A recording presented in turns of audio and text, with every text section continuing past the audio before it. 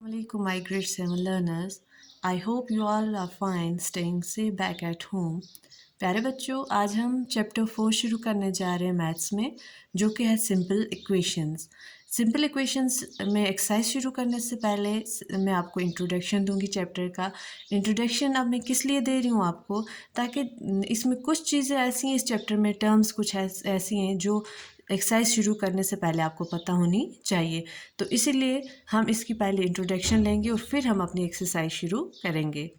अब इंट्रोडक्शन में सबसे पहले आता है वेरिएबल्स। अब ये वेरिएबल्स क्या होता है? वेरिएबल्स का मतलब है, पहले हम देखेंगे, वेरिएबल्स का मतलब है समथिंग दैट चेंज।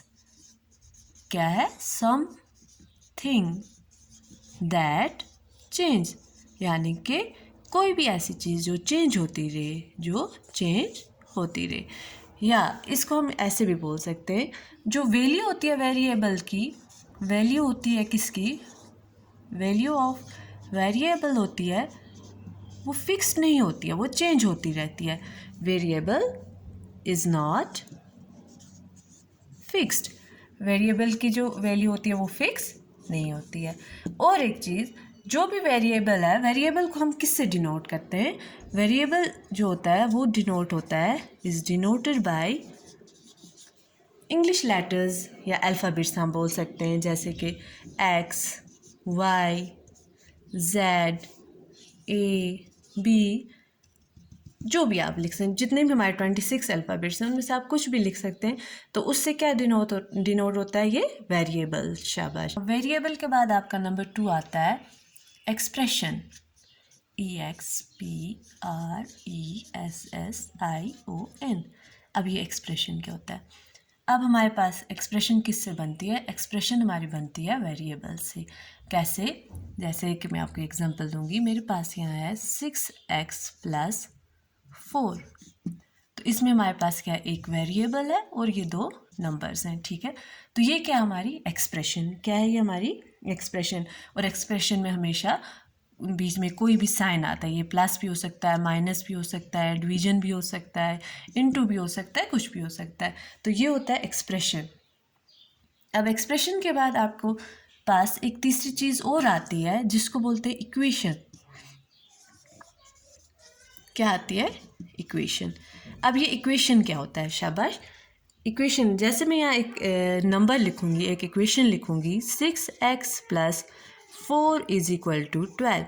अब देखिए, यहाँ एक्सप्रेशन है आपके पास 6x + 4, और यहाँ आपके पास इक्वेशन है 6x + 4 = 12। तो इसमें और इसमें क्या डिफरेंस है? आप देखिए, एक्सप्रेशन में हमें, इक्वेशन में हमें एक नंबर भी आ गया, शाबाश, उसके बाद वेरिएबल भी है, शाबाश, फिर एडिशन साइन भी है, फिर नंबर है। एक और डिफरेंस हमें यहाँ क्या है? इक्वल टू, है ना, इक्वल साइन हमारे पास आ गया, और इस साइड भी हमारे पास एक टर्म आ गई है, ठीक है। तो अब ये हमारे पास 6x + 4 = 12, ये हमारे पास क्या है? इक्वेशन है। अब हम इसको इक्वेशन क्यों बोलेंगे? क्योंकि इक्वेशन में आप सबसे पहले बात ये याद रखेंगे, इक्वेशन में हमें इक्वल टू साइन आता है, और ये हमें दो पार्ट्स में डिवाइड हो जाती है। किस में हो जाती है? दो पार्ट्स में। ये जो हमारा ये साइड है, इसको बोलते हैं LHS, और इस साइड को बोलते हैं RHS, और ये बीच में इक्वल टू साइन। अब LHS का पूरा मतलब क्या है? शाबाश, आपने ये पढ़ा भी है, लेफ्ट हैंड साइड। और RHS का क्या मतलब है? राइट हैंड साइड, ठीक है।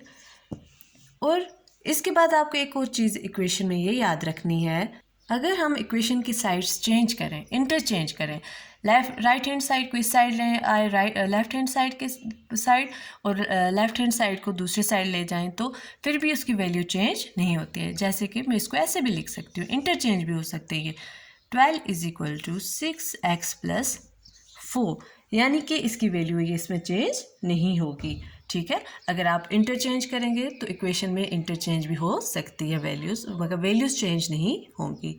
अब ये तीन चीज़ें, वेरिएबल, इक्वेशन, एक्सप्रेशन, ये तो आपको समझ आ गई होंगी। एक और इस चैप्टर में एक और आपको एक चीज़ याद रखनी है, फॉर्मिंग इक्वेशन। क्या याद रखना है आपको? Forming equations. अब ये फॉर्मिंग इक्वेशंस क्या होता है? जैसे आपको वहाँ से कोई भी स्टेटमेंट दी गई होगी, उससे आपको एक इक्वेशन बनानी है। जैसे कि आपको दिया गया होगा, जैसे मैं आपको बोलती हूँ, वहाँ आपको एक स्टेटमेंट ऐसे दी गई होगी, the sum of 4 times m, शाबाश, एंड 10 इज 30। इसकी आपको इक्वेशन बनानी है। अब देखिए, आप सम, जैसे आप सम देखेंगे इसका मतलब है ये क्या? प्लस है, ठीक है। अब ये बोलता है सम ऑफ 4 टाइम्स m, यानी कि 4 टाइम्स, कितनी बार m है? टाइम्स का मतलब है कितनी बार, m है 4 टाइम्स, ठीक है। इसका और 10 का sum, 4 times m and 10, sum of किसका? 4 टाइम्स m एंड 10 कितना है? Is equal to 30। बोल रहा है जब आप 4 टाइम्स m को 10 से प्लस करेंगे तो आपको सम आएगा 30। ये इक्वेशन आपको ऐसे बनानी थी। ऐसे ही आपको अलग अलग स्टेटमेंट्स दी जाएंगी, कभी सब्ट्रैक्शन पे भी दी जाएंगी, कभी एडिशन पे, कभी प्रोडक्ट पे दी जाएगी, कभी टाइम्स, कभी फ्रैक्शंस। तो ऐसे मैं आपको अलग अलग दिखाती हूँ। तो ये आपका ऐसे एक स्टेटमेंट सम पे आ सकती है, ठीक है। नंबर 2 आपका आता है प्रोडक्ट। प्रोडक्ट पे आपकी स्टेटमेंट आ सकती है, इक्वेशन बनाइए किस पे? Product of 4 and x is 24। जैसे वहाँ आएगा आपको product of 4 and x is 24। तो इसको आप क्या बनाएंगे? Product of 4 and x, 4 and x क्या हुआ? प्रोडक्ट क्या हुआ? Multiply, 4 into X is equal to 24। या इसको आप ऐसे भी लिख सकते हैं, 4x इज इक्वल टू 24। तो ये हो जाएगा आपका प्रोडक्ट का इक्वेशन। उसके बाद आपको एक और चीज़ याद रखनी है, टाइम्स। ये टाइम्स क्या होता है? बहुत सारी आप क्वेश्चंस ऐसे देखेंगे जिनमें टाइम्स दिए। अब इस टाइम्स का क्या मतलब है?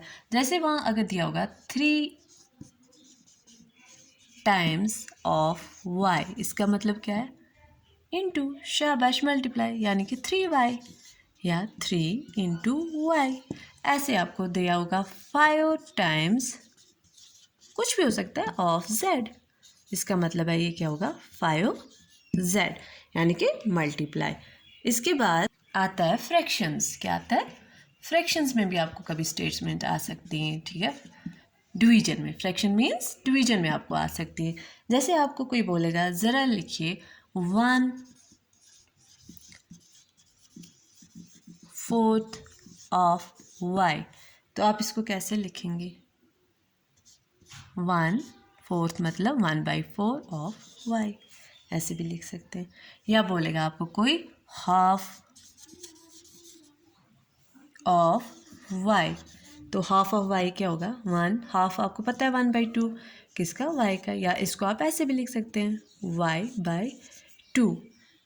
तो बच्चों ये कुछ टर्म्स थी, ये कुछ चीज़ें थी जो आपको इस चैप्टर में ज़रूरी याद रखनी है। और अगर आप ये दिमाग में रखेंगे तो आपके लिए एक्सरसाइज सॉल्व करना बहुत आसान हो जाएगा। आज के लिए इतना ही, इंशाल्लाह कल आगे बढ़ेंगे। फिर मिलते हैं। अल्लाह हाफिज़।